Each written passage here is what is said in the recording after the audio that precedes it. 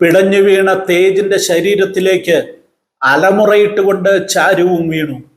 പക്ഷെ ആ നിലവിളി ശബ്ദം താഴ്വരയിൽ നിന്ന് മുഴങ്ങിക്കേട്ട വെടിശബ്ദങ്ങളുടെയും നിലവിളികളുടെയും കൂട്ടത്തിൽ അലിഞ്ഞ് ഇല്ലാതെയായി.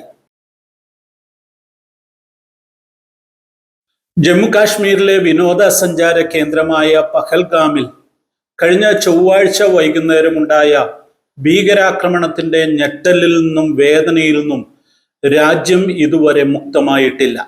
പഹൽഗാമിലെ ബൈസരണിൽ ഇടതൂർന്ന് വളർന്നു നിൽക്കുന്ന പൈൻ മരങ്ങൾക്കിടയിൽ നിന്ന് AK-47 തോക്കുകളുമായി സൈനിക വേഷം ധരിച്ച 7 തീവ്രവാദികൾ നിർദോഷികളായ, നിസ്സഹായരായ, സാധാരണക്കാരായ വിനോദസഞ്ചാരികളുടെ ഇടയിലേക്ക് ഇറങ്ങി വന്ന് തുരുതുര വെടിവെക്കുകയായിരുന്നു. അതിക്രൂരവും പൈശാചികവുമായ ഒരു നരനായാട്ട്. മലയാളി ഉൾപ്പെടെ 26 നിർദോഷികളായ മനുഷ്യർ അവിടെ പിടഞ്ഞു വീണ് മരിച്ചു. രാജ്യം കണ്ട ഏറ്റവും വലിയ നരനായാട്ടിന്റെ ഈ ചരിത്രത്തിൽ ഏറ്റവും വേദനാജനകമായ കാര്യം, മതമേതെന്ന് ചോദിച്ചിട്ട് മുസ്ലിം അല്ലാത്തവരെ കൊന്നു തള്ളുന്ന കാഴ്ച. വേദനാജനകമാണിത്. മനസാക്ഷിയുള്ളവർക്ക് ഞെട്ടലോടെ അല്ലാതെ ഓർക്കുവാൻ കഴിയാത്ത സംഭവം.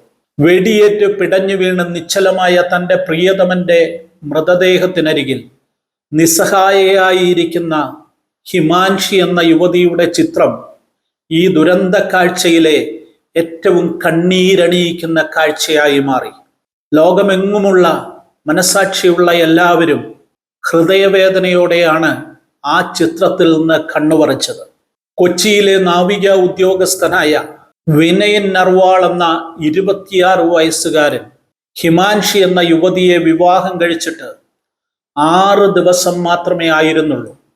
അവരുടെ ജീവിതത്തിന്റെ ഏറ്റവും സുന്ദരമായ നിമിഷങ്ങളിലൊന്നിലാണ് ആ ജീവൻ തീവ്രവാദികളുടെ തോക്കിന് ഇരയായി പിടഞ്ഞു വീഴേണ്ടി വന്നത്. ഇന്ത്യയുടെ ഏറ്റവും മനോഹരമായ ഭൂപ്രദേശങ്ങളിലൊന്നാണ് കാശ്മീർ. അവിടെ ഇന്ത്യയുടെ സ്വിറ്റ്സർലൻഡ് എന്നറിയപ്പെടുന്ന പഹൽഗാം താഴ്വര. 2 വർഷം മുമ്പ് കാശ്മീരിൽ യാത്ര ചെയ്ത ഓർമ്മകൾ എൻ്റെ മനസ്സിലേക്ക് ഒരു വിങ്ങലായി വന്നു നിൽക്കുന്നു. ഈ കൂട്ടത്തിൽ സംഭവിച്ച സമാനമായ മറ്റൊരു സംഭവത്തിലേക്ക് ഞാൻ നിങ്ങളുടെ ശ്രദ്ധയെ ക്ഷണിക്കുന്നു. ഇപ്പോൾ നാം കേട്ട വിനയ് നർവാളിന്റെയും ഹിമാൻഷിയുടെയും ജീവിതം ആരംഭിച്ചിട്ട് 6 ദിവസമേ ആയിരുന്നുള്ളൂ. ഇതോടൊപ്പം തന്നെ സംഭവിച്ചതും വലിയ വാർത്താ പ്രാധാന്യം ലഭിക്കാതെ പോയതുമായ മറ്റൊരു ദമ്പതികളുടെ കഥ ഞാൻ നിങ്ങളോട് പറയാം. അരുണാചൽ പ്രദേശിലെ സീറോ എന്ന ഗ്രാമത്തിൽ നിന്നുള്ള എയർഫോഴ്സ് ഉദ്യോഗസ്ഥൻ തേജ് ഹെയ്ലാങ്ങും അദ്ദേഹത്തിന്റെ ഭാര്യ ചാരു കംഹുവായും വിവാഹിതരായിട്ട് 4 മാസങ്ങൾ മാത്രമാണായത്. തേജ് സീറോയിലെ ടജാങ് ഗ്രാമത്തിൽ നിന്നുള്ള വ്യക്തിയാണ്. അവിടെയുള്ള ബാപ്റ്റിസ്റ്റ് സഭയുടെ അംഗം. ദീർഘവർഷങ്ങളായി ആ സഭയിലെ സജീവ അംഗങ്ങളാണ് അദ്ദേഹത്തിന്റെ കുടുംബം. ഭാര്യ ചാരു അരുണാചൽ പ്രദേശിലെ IPC സഭയിലെ സജീവമായ ഒരു അംഗമായിരുന്നു. ഇരുവരുടെയും വിവാഹം നടന്നിട്ട് 4 മാസം മാത്രം. ചില നാളുകളായി തേജ് ഹെയ്ലാം ഇന്ത്യൻ എയർഫോഴ്സിന്റെ കാശ്മീരിലുള്ള സെന്ററിലാണ് ജോലി ചെയ്തിരുന്നത്. അദ്ദേഹത്തിന് ആസാമിലെ ദിബ്രുഗഡ് സെന്ററിലേക്ക് സ്ഥലം മാറ്റം കിട്ടിയത് സമീപ ദിവസങ്ങളിലാണ്. സുന്ദരമായ കാശ്മീർ വിടുന്നതിനു മുൻപ് തന്റെ ഭാര്യയെ കൂടെ ഈ പ്രദേശം കൊണ്ടുവന്ന് കാണിക്കണമെന്നും ചില ദിവസങ്ങൾ ഒന്നിച്ച് കാശ്മീരിൽ ജീവിക്കണമെന്നും ആഗ്രഹിച്ച തേജ് ഭാര്യയോട് കാശ്മീരിലേക്ക് വരുവാൻ പറഞ്ഞു. അങ്ങനെ 3 ദിവസം മുമ്പ് തേജിന്റെ ഭാര്യ ചാരു കാശ്മീരിലെത്തി. ആ നവദമ്പതികൾ കാശ്മീരിന്റെ സൗന്ദര്യം നുകർന്ന് 2-3 ദിവസങ്ങൾ യാത്ര ചെയ്തു. അവർ കാശ്മീരിന്റെ പല പ്രദേശങ്ങളിലൂടെ യാത്ര ചെയ്യുന്നതിന്റെ വീഡിയോ ദൃശ്യങ്ങൾ അവർ തന്നെ സോഷ്യൽ മീഡിയയിൽ അപ്ലോഡ് ചെയ്തിരുന്നു. അത് ഇപ്പോൾ വൈറലാണ്. ഒടുവിൽ അവർ എത്തിച്ചേർന്നത് പഹൽഗാമിലായിരുന്നു. അവിടെ തീവ്രവാദികളുടെ തോക്കിൻ മുൻപിലേക്ക് അവർ അകപ്പെട്ടു. തീവ്രവാദികളുടെ മുൻപിൽ അകപ്പെട്ട ഈ ദമ്പതികളോട് തോക്ക് ചൂണ്ടിക്കൊണ്ട് അവർ ചോദിച്ചു, മതമേതാണ്? തേജിനൊരു സംശയവുമില്ലായിരുന്നു. ഉറപ്പോടെ പറഞ്ഞു, ഞാനൊരു ക്രിസ്ത്യാനിയാണ്. ID കാണിക്കൂ. പോക്കറ്റിൽ നിന്ന് ID എടുത്തപ്പോൾ ഇന്ത്യൻ എയർഫോഴ്സ് ഉദ്യോഗസ്ഥൻ അടുത്ത നിമിഷം ആ തീവ്രവാദിയുടെ തോക്ക് തേജിന്റെ തലയിലേക്ക് നിറയൊഴിച്ചു. പിടഞ്ഞു വീണ തേജിന്റെ ശരീരത്തിലേക്ക് അലമുറയിട്ടുകൊണ്ട് ചാരുവും വീണു. പക്ഷെ ആ നിലവിളി ശബ്ദം താഴ്വരയിൽ നിന്ന് മുഴങ്ങിക്കേട്ട വെടിശബ്ദങ്ങളുടെയും നിലവിളികളുടെയും കൂട്ടത്തിൽ അലിഞ്ഞ് ഇല്ലാതെയായി. എത്ര ദുഃഖകരമായ, എത്ര വേദനാജനകമായ ഒരു അനുഭവം. തേജിന്റെ മൃതദേഹം വ്യാഴാഴ്ച സൈനിക ബഹുമതികളോടെ അരുണാചൽ പ്രദേശിലെ തേജിന്റെ സ്വദേശമായ സീറോയിൽ എത്തിക്കുകയും അവിടെയുള്ള ബാപ്റ്റിസ്റ്റ് ചർച്ചിൽ സംസ്കാര ശുശ്രൂഷകൾ നടക്കുകയും ചെയ്തു. അതിന്റെ വീഡിയോ ദൃശ്യങ്ങൾ ഇതോടൊപ്പം ചേർത്തിട്ടുണ്ട്. ആസാം മുഖ്യമന്ത്രി പേമ ഖണ്ഡു, സൈനിക ഉദ്യോഗസ്ഥർ, MP-മാർ, MLA-മാർ ഒക്കെ ആ ചടങ്ങുകളിൽ പങ്കെടുത്തു.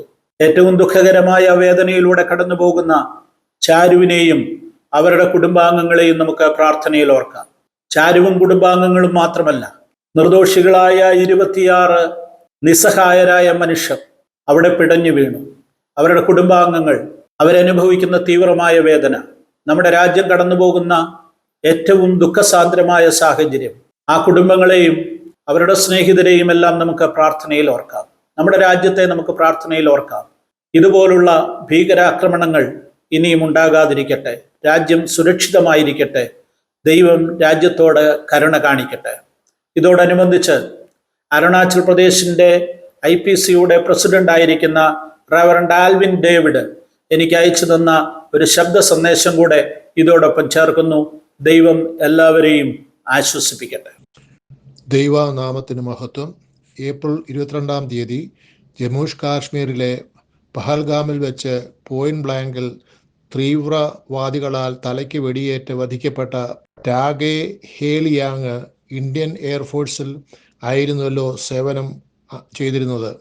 തൻ്റെ നവവധു ചാരുവിനെയും മാതാപിതാക്കളെയും 7 സഹോദരന്മാരെയും 3 സഹോദരിമാരെയും മറ്റ് ബന്ധുമിത്രാദികളെയും കർത്താവായ യേശുക്രിസ്തുവിൻ്റെ സാന്നിധ്യവും പരിശുദ്ധാത്മാവും ദൈവത്തിൻ്റെ സർവ്വബുദ്ധിയും കവിയുന്ന സമാധാനവും ആശ്വസിപ്പിക്കുമാറാകട്ടെ. ഹേലിയാങ് സീറോ എന്ന ഗ്രാമത്തിലെ ബാപ്റ്റിസ്റ്റ് ചർച്ചിലെ മെമ്പർ ആയിരുന്നു. പ്രിയ സഹോദരി ചാരു വിവാഹത്തിനു മുൻപ് അരുണാചൽ പ്രദേശിൽ IPC രാജാനഗർ സഭയിലെ അംഗവും IPC അരുണാചലിലെ യൂത്ത് ലീഡറും ആയി വിശ്വസ്ത സേവനം അനുഷ്ഠിച്ചിരുന്നു. IPC അരുണാചൽ പ്രദേശ് സ്റ്റേറ്റിലെയും സോണൽ എക്സിക്യൂട്ടീവിലെയും എല്ലാ ശുശ്രൂഷകന്മാരുടെയും വിശ്വാസികളുടെയും പ്രാർത്ഥനയും ദുഃഖവും പ്രിയ സഹോദരി ചാരുവിനെയും മാതാപിതാക്കളെയും സഹോദരന്മാരെയും മറ്റ് ബന്ധുമിത്രാദികളെയും അറിയിച്ചു കൊള്ളട്ടെ. IPC അരുണാചൽ ഉള്ള സകല വിശ്വാസികളും IPC സമൂഹവും നിങ്ങൾക്കായി, നിങ്ങളെവരുടെയും സമാധാനത്തിനായി പ്രാർത്ഥിക്കുന്നു. ഏക സത്യനിത്യ ത്രിയേക ദൈവം ഏവരെയും സഹായിക്കട്ടെ, സമാധാനിപ്പിക്കുമാറാകട്ടെ.